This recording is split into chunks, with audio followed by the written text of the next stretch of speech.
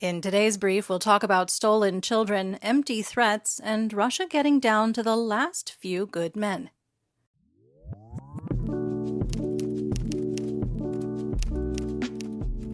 I'm Linnea, and today is Thursday, July 20th, 2023. You're listening to the Ukraine War Brief podcast, where we bring you up to speed on the war in Ukraine in about 20 minutes or less. Let's get started with the news in Ukraine from the front. The United Kingdom Defense Ministry reported on July 17th that Russian ground troops depend on being able to detect Ukrainian artillery and striking against it. British analysis, however, indicates that Russia is dealing with a shortage of counter-battery radars. Former Major General of Russia's 58th Combined Arms Army, Ivan Popov, complained about the lack of counter-battery provisions on the front line in southern Ukraine where his troops were operating. In case you've forgotten, Major General Popov was recently fired for telling command that there weren't enough counter-battery resources, and open troop concentrations were at risk of being targeted. Specifically, the Troop Concentration and Command Center that was subsequently targeted and hit with a Storm Shadow missile at the Hotel Dun in Berdyansk, in Zaporizhia Oblast, on July 12th. One of Russia's few Zoopark 1M mobile radar arrays was recorded being destroyed in the area earlier in July. Serhiy Cherevati, spokesman for Operational Command East of the Ukrainian Armed Forces, said on national television on the 17th that Russia has deployed over 100,000 troops, 900 tanks, and 370 multiple launch rocket systems, or MLRS, to the Liman-Kupiansk direction of the Eastern Front. He added that Ukrainian forces were holding the line and preventing Russian forces from completely seizing the initiative. Deputy Defense Minister Hanna Maliar wrote on Telegram on July 18th that, quote, "The enemy offensive in the Kupiansk direction is currently unsuccessful. The battles continue, but the initiative is already on our side," end quote. The Institute for the Study of War, or ISW, assessed that Russian forces are unlikely to make a, quote, operationally significant breakthrough, end quote, in the Kharkiv Oblast, having failed to achieve major territorial gains between northeastern Kharkiv and Luhansk Oblasts, despite increased offensive operations there. The ISW noted the involvement of the, quote, heavily degraded 1st Guards Tank Army and so-called Storm Z units, known for their low morale and poor discipline. Remember, the Storm Z units are penal units, so also poorly trained.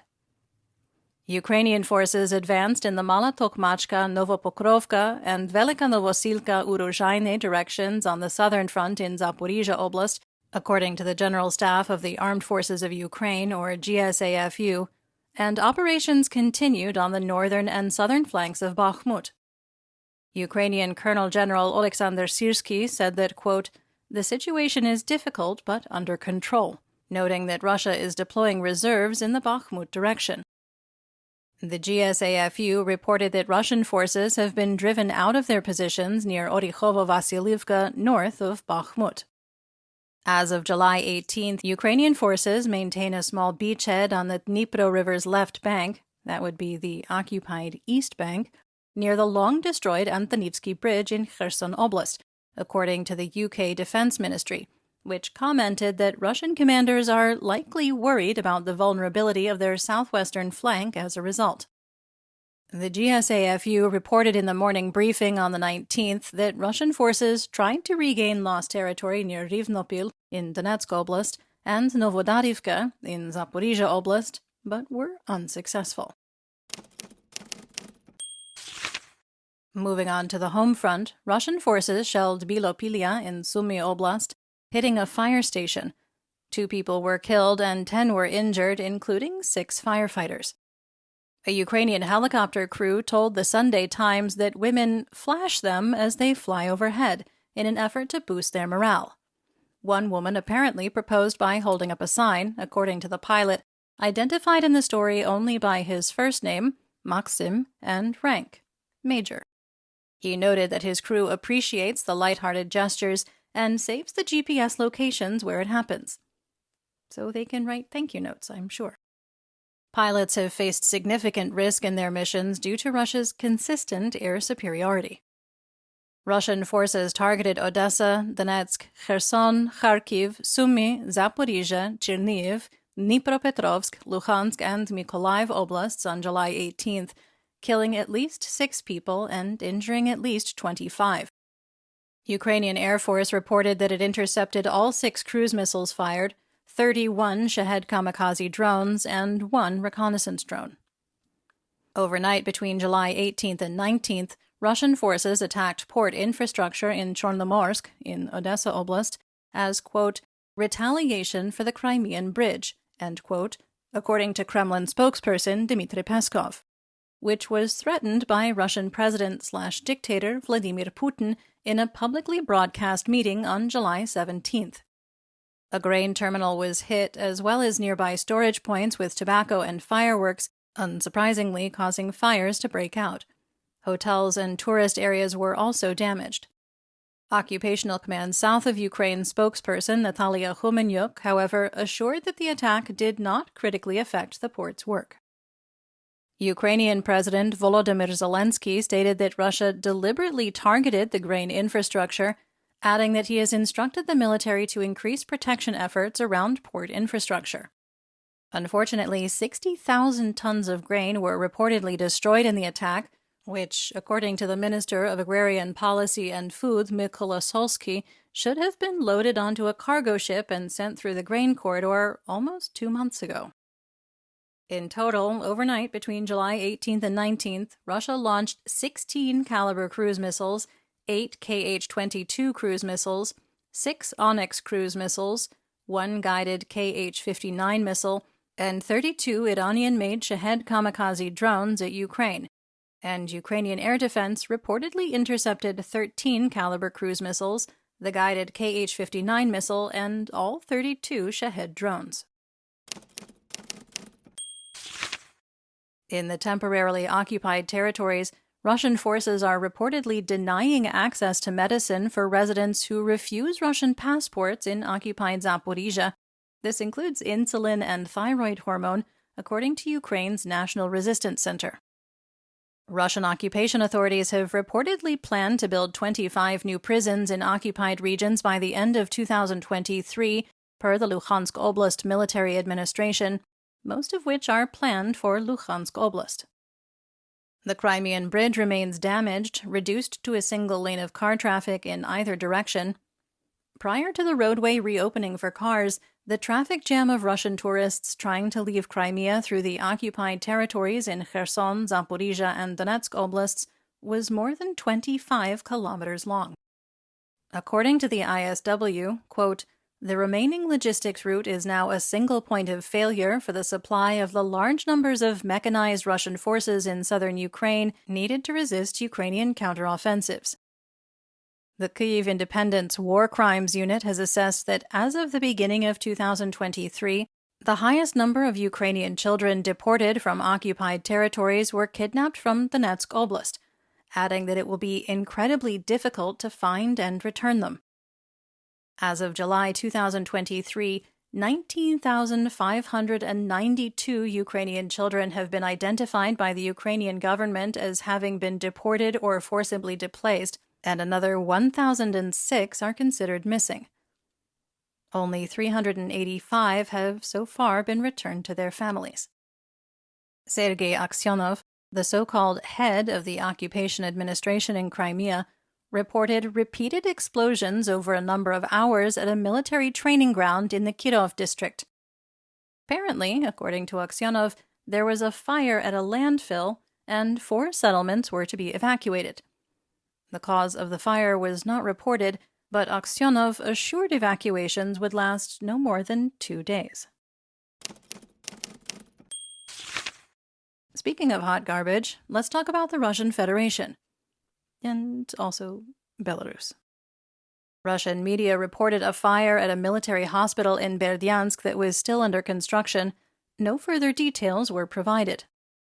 Another convoy of private military company or PMC Wagner mercenaries were spotted in Belarus on July 17th, reportedly headed to a tent camp in Tsel.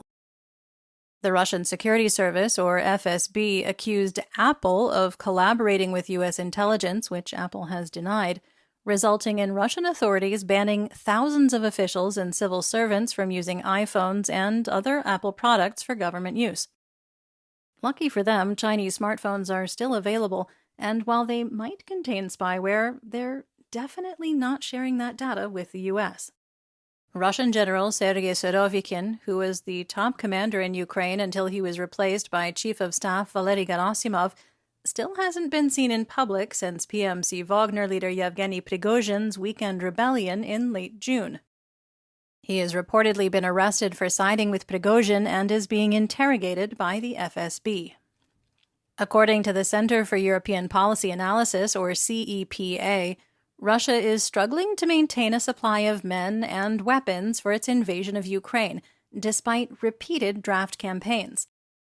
There is no clear official data on how many contract soldiers have been recruited into the Russian military, though reports indicate that regional recruitment offices have produced fewer recruits than were promised on paper, in some cases falling short by as much as a third.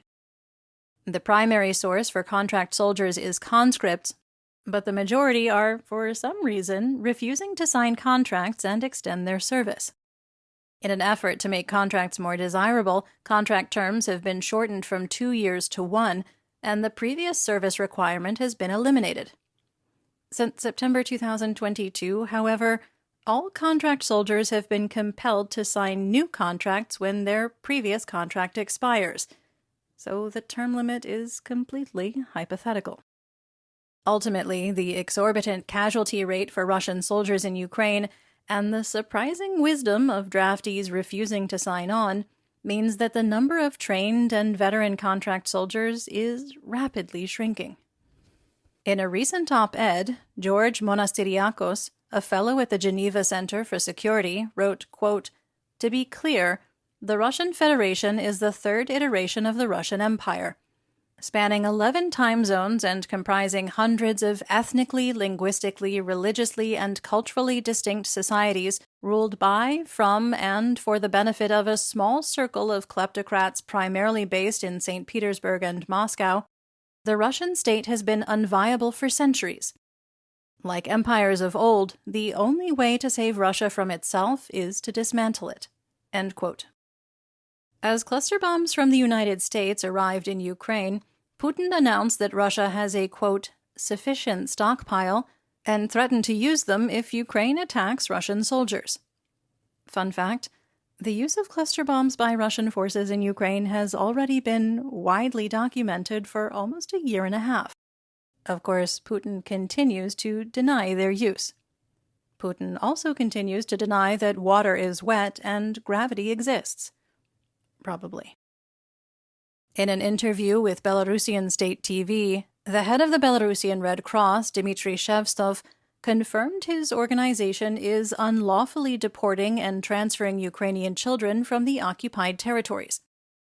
Putin and laughably titled Commissioner for Children's Rights Maria Lvova-Bielova were indicted by the International Criminal Court, or ICC, in March 2023 for the very same war crime. The International Committee of the Red Cross, or ICRC, has stated that it is, quote, "investigating." I'm not entirely sure what there is to investigate since he admitted it on TV, but you do you, ICRC.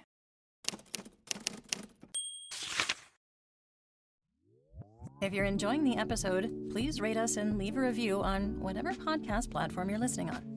If you have any questions, comments, or concerns, please feel free to reach out to us via email at social@borlingon.media. That's BORLINGON.media. In European news, the UK has sanctioned 14 Russian officials, including 2 government ministers, for their alleged roles in the forced relocation of tens of thousands of Ukrainian children since the start of the full-scale invasion in February 2022. British Foreign Secretary James Cleverly said, quote, "In his chilling program of forced child deportation and the hate-filled propaganda spewed by his lackeys, we see Putin's true intention: to wipe Ukraine from the map. Today's sanctions hold those who prop up Putin's regime to account, including those who would see Ukraine destroyed, its national identity dissolved, and its future erased." End quote. The Foreign Affairs Committee of the European Parliament adopted a resolution condemning the repression and human rights violations committed by the regime of self-declared President of Belarus and Potato Moose Alexander Lukashenko. The Foreign Affairs Committee of the European Parliament adopted a resolution condemning the repression and human rights violations committed by the regime of self-declared President of Belarus and Potato Moose Alexander Lukashenko, and asked the ICC to issue an arrest warrant. Oh, then he and his bestie Putin could match. Maybe they could bunk together at The Hague? Annalena Baerbock, the German foreign minister, urged UN countries to work together to return children kidnapped by Russia to their families, saying, quote, "I want to call on all of you to join forces with international organizations, Ukrainian authorities, and non-governmental organizations to investigate the deportations from Russia and together find ways to return these children home." End quote.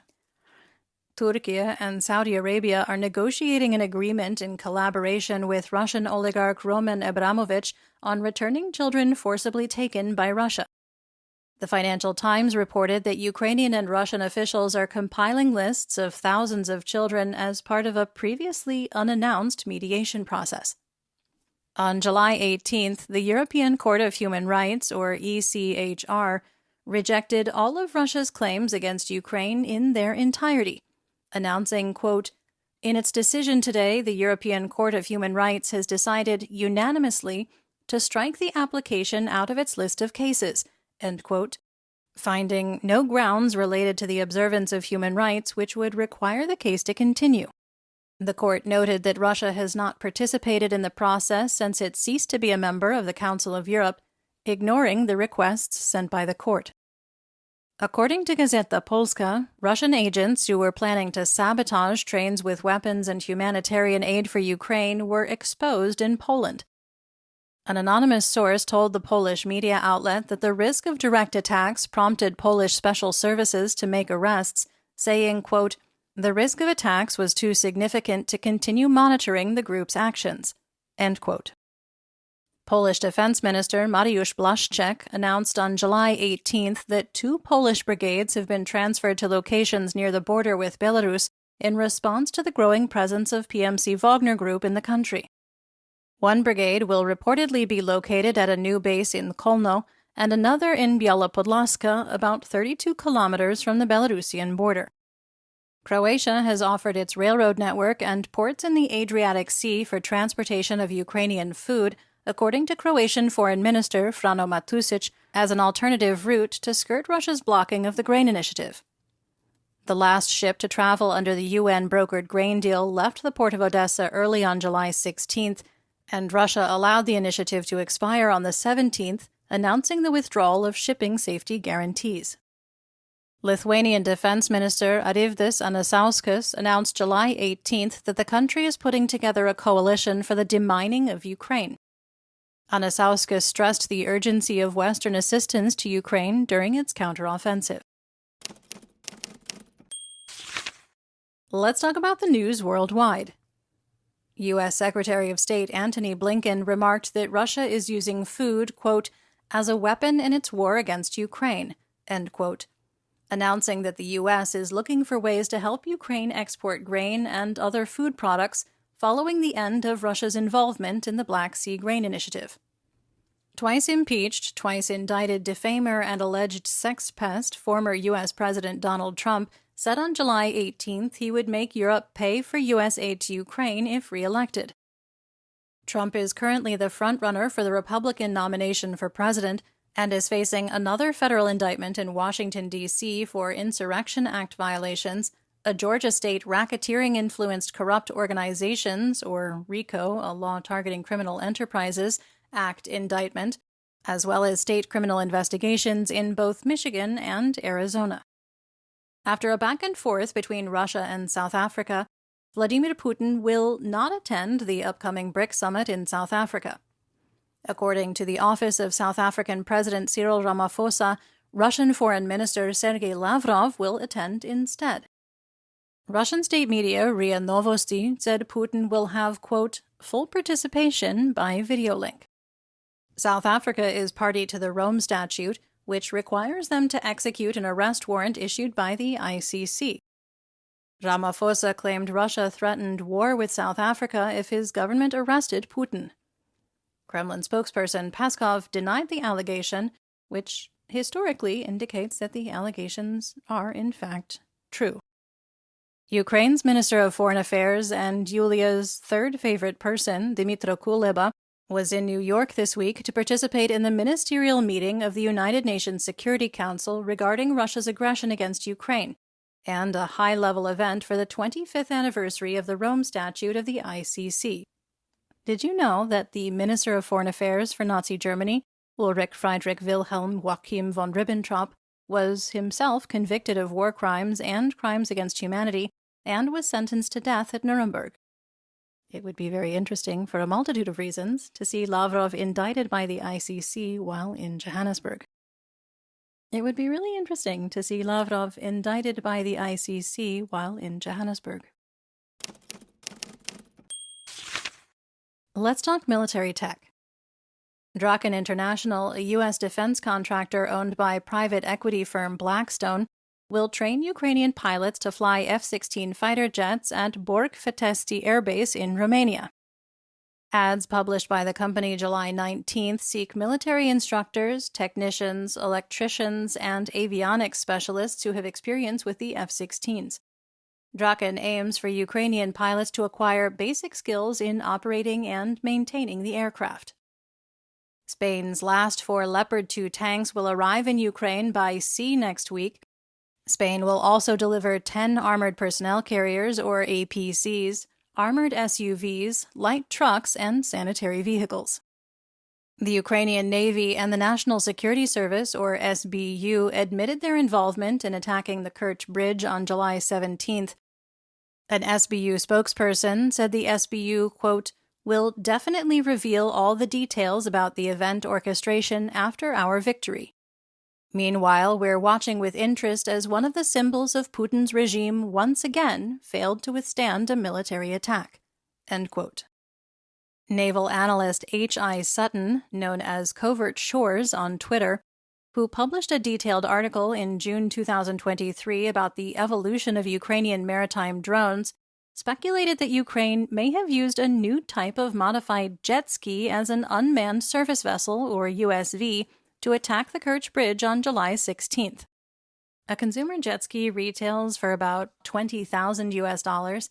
The Kerch Bridge cost about $3 billion US. That's a return on investment of 75,000 to 1 if 2 USVs were used. That's not too bad. You know what? No, actually, that's pretty good. Russian propagandists claim the same type of drones attacked Sevastopol on July 16th and attacked the Ivan Khurs signal intelligence vessel in May 2023. Ukrainian news outlet Defense Express believes the bridge attack was successful because Russian sea defense can't detect the slow-moving, small, and quiet USVs along the length of the bridge. Ukrainian Lieutenant General Oleksandr Pavlyuk reported that the AFU had received 6 mine detection unmanned aerial vehicles, or UAVs, that's another type of drone, that can detect magnetic anomalies both on the surface and up to 3 meters, that's about 9 feet, underground or underwater. The 6-legged UAVs are part of a 3-step system called the Mine Kafka drone system. The technology allows Ukraine to detect and clear mines at a fraction of the cost and time, while saving both soldiers and sappers' lives. After teasing an announcement in the press on July 18th, the U.S. Department of Defense, or DoD, announced another $1.3 billion military aid package to Ukraine. Congress appropriated the funds for the fiscal year, and the DoD used its presidential drawdown authority to send some seriously cool tech to Ukraine. There's quite a list, but bear with me here. The aid package included 4 more National Advanced Surface-to-Air Missile Systems, those are NASAMS, and munitions, bringing the total up to 12. A whopping 150,000 more 152mm artillery rounds, which Ukraine desperately needs, up from only 50,000 in total since the full-scale invasion. 2,000 more tube-launched optically tracked wire-guided, or TOW, missiles, bringing the total up to 6,000. 150 more fuel tankers, up from only 89. 115 tactical vehicles to tow and haul equipment, which doubled the number of recovery vehicles. More Phoenix Ghost and Switchblade unmanned aerial systems, or UAS. More precision aerial munitions, counter-UAS and electronic warfare detection equipment, port and security equipment, tactical secure communication systems, and support for training, maintenance, and sustainment activities. So, Switchblades are launched out of a tube, spread their wings and propellers, and fly up to 40 kilometers for 20 minutes to hit their precise target. They're similar to javelins in that they have two explosives, one to pierce the armor and the other to explode behind the armor. Phoenix drones are similar to Switchblades except that they can loiter for up to 6 hours, and its fragmentation charges are excellent against groups of troops and medium armor. They were actually specifically commissioned by the U.S. Air Force for Ukraine just prior to the full-scale invasion. Included in the package is the Vehicle-Agnostic Modular Palletized ISR Rocket Equipment, or VAMPIRE. Seriously, they just backed into the name for the acronym, which can be attached to any vehicle with a flat surface, like a pickup truck, and is an anti-drone air and ground laser-guided weapon. At $27,000 apiece, it's relatively cheap to manufacture.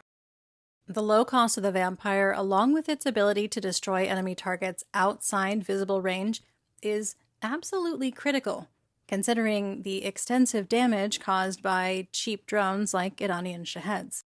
Finally, the U.S. package pays Australian manufacturer Drone Shield to supply its anti-drone technology to Ukraine.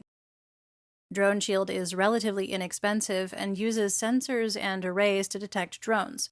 Much of the military technology is classified, but basically, once a drone is detected, a rifle-like weapon disrupts the drone's guidance systems and removes it from the sky.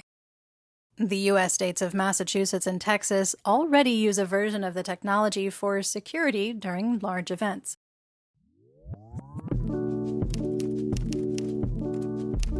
That's the brief for today. Remember to check your sources and don't fall for propaganda. Join us on YouTube and TikTok for more Ukraine content and live news reports, and please consider supporting our work on Patreon. You'll find the links in the description. We'll be back tomorrow with more updates. Until then, stay safe, everyone.